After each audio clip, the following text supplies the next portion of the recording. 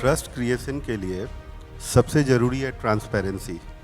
और जब हमारे सेल्स के लोग जाते हैं और इन्वेस्टर से बात करते हैं तो उनको ऑनेस्टली सेलिंग करना चाहिए, creating the right expectation. I think that is very important. सबसे पहले आपको इन्वेस्टर्स को बताना होगा कि आपके पास जो सरप्लस पैसा है और जिस पे आप रिस्क ले सकते हो और 1-2 साल की वॉलेटिलिटी आप बर्दाश्त कर सकते हो, वही पैसा लगाओ। अगर आपने बेचते समय एक्सपेक्टेशन सही जनरेट किया और सही ढंग से कम्युनिकेट किया तो बहुत ज़्यादा ग्रोथ होगा और वो इन्वेस्टर बार बार आएगा आपके पास पैसा लगाने के लिए। पिछले 4-5 साल से मार्केट एक तरफा चला है और मेरे ख्याल से ये काफ़ी बड़ा रिस्क है। रिस्क इन द सेंस कि अब अगर हम किसी के पास जाते हैं तो हमें ये बताना बहुत ज़रूरी है कि जिस तरह से पैसा बना है ज़रूरी नहीं है मार्केट उसी तरह से चले और आपका पैसा उसी तरह से बने। तो रिस्क के बारे में बताना मेरे ख्याल से बहुत ज़रूरी है और उसके बाद आप रिटर्न के बारे में बताएं। Mutual fund as a product बहुत ही प्रभावी है क्योंकि रिस्क के बावजूद एवरेज रिटर्न जो है ऑलमोस्ट 15% है और टैक्स फ्रेंडली है। तो टैक्सेशन भी आपका काफ़ी कम है जो अल्टरनेटिव प्रोडक्ट्स हैं उनके मुकाबले। अगर आप लिक्विडिटी देखेंगे तो आप आज अपना म्यूचुअल फंड रिडीम करना चाहें तो कल शाम तक परसों तक आपके अकाउंट में पैसा होगा। तो लिक्विडिटी के टर्म्स में भी ये बहुत अच्छा प्रोडक्ट है और पोटेंशियल तो हमारे देश में बहुत ज़्यादा है। स्पेशली जैसे आप का हिंदी का समाचार पत्र है, अगर आप हिंदी भाषी क्षेत्रों में देखें तो मेरे ख्याल से अभी भी पेनिट्रेशन काफ़ी कम है और लोग अभी भी इसे बहुत ज़्यादा रिस्की प्रोडक्ट मानते हैं।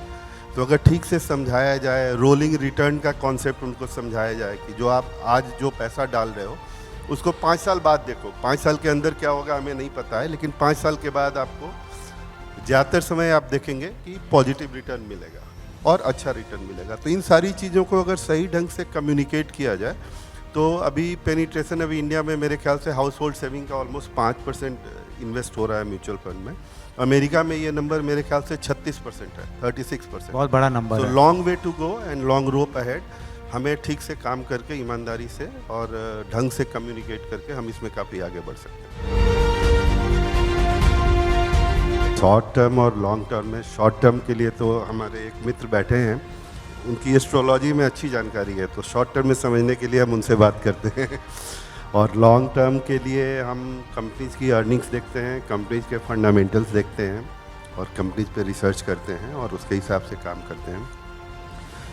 अभी शॉर्ट टर्म में आप देखेंगे कि मार्केट में थोड़ा करेक्शन आया है, ऑलमोस्ट 13-14% का करेक्शन आया है और ये करेक्शन कोई नई चीज़ नहीं है। हर बुल मार्केट में बीच बीच में करेक्शन आते रहता है। It is like conviction check कि आपने जहाँ पे इन्वेस्ट किया है सही में आपको उस पर भरोसा है ना, और अगर नीचे जा रहा है तो कहीं ऐसा तो नहीं कि आप बेच रहे हैं और आपको डर लग रहा है।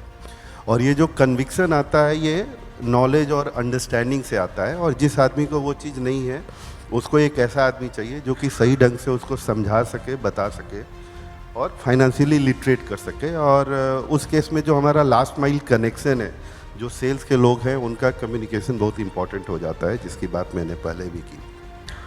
जहाँ तक मार्केट का शॉर्ट टर्म है, हम लोग कंसोलिडेशन के पाथ पे हैं।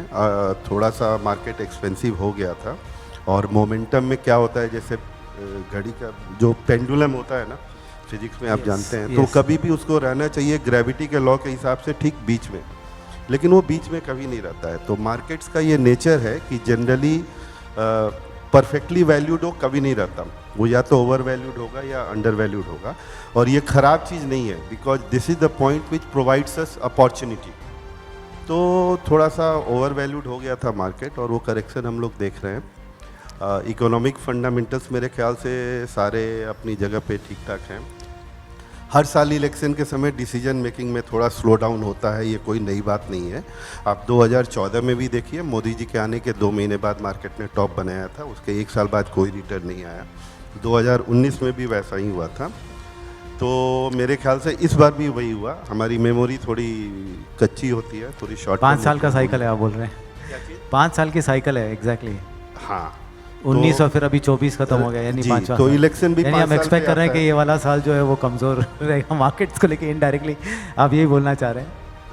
तो मेरे ख्याल से गवर्नमेंट के डिसीजन मेकिंग में जो स्लो डाउन था और कैपेक्स में जो स्लो डाउन था, वो जैसा कि अतुल जी ने बताया धीरे धीरे एड्रेस हो रहा है और मेरा पूरा विश्वास है कि सरकार बहुत अच्छा काम करेगी। और अभी बजट में उसका इंडिकेशन आपको ऑलरेडी मिल गया है। थोड़ा सा बजट में लोगों के तरह तरह के विचार आए, लेकिन पर्सनली मुझे काफ़ी अच्छा बजट लगा। और कैपेक्स में भी मुझे ग्रोथ दिखाई दे रहा है। इस बार इन्होंने स्टेट्स को 1.5 लाख करोड़ दे दिया। अगर आप उसको मिला के देखेंगे तो कैपेक्स में भी रियल में जितना खर्चा होगा इस साल में और अगले साल के कैपेक्स के बजट में कम से कम 25% का डिफरेंस है, क्योंकि 10 लाख करोड़ और 11.2 और उसमें आप 1.5 लाख करोड़ जोड़ दीजिए तो 12.7 हो गया। तो ये सब नंबर पैसा बहुत सीधा म्यूचुअल था। फंड में आने की पूरी संभावना है। जी, ये पैसा जो है म्यूचुअल फंड में आने की पूरी संभावना है। अल्टीमेटली म्यूचुअल फंड में आएगा ही पैसा, क्योंकि कहीं भी जहाँ पे कमाई होती है, कमाई के बाद खर्चा होता है और खर्चे के बाद सेविंग होती जी। है। और जो सेविंग होती है अगर हम सही ढंग से लोगों को समझा सकें तो जाहिर है वो म्यूचुअल फंड में आएगा, अनिलिस, क्योंकि ये सबसे इफेक्टिव टूल है लॉन्ग टर्म इन्वेस्टमेंट का। मुझे लगता है सबने बात की है कहीं ना कहीं SIP की, तो इसको थोड़ा सा समझने की ज़रूरत है कि सारे लोग SIP की बात क्यों कर रहे हैं। Why not lumpsum investment? कारण इसका मेरी समझ से यही है कि everybody who talks of SIP is accepting the fact that markets cannot be timed. इसका मतलब है कि हमें एक्सेप्ट कर रहे हैं कि शॉर्ट टर्म में हमें नहीं पता है, तभी हम SIP की बात कर रहे हैं। अदरवाइज अगर हम टाइमिंग कर सकते हैं तो हम बोलेंगे चलो अभी सारा पैसा डाल दो, बहुत अच्छा टाइम है। तो हर आदमी अंदर से इस बात को मानता है और ये सत्य है। तो इसलिए मुझे लगता है कि सही इन्वेस्टमेंट करने का तरीका SIP है।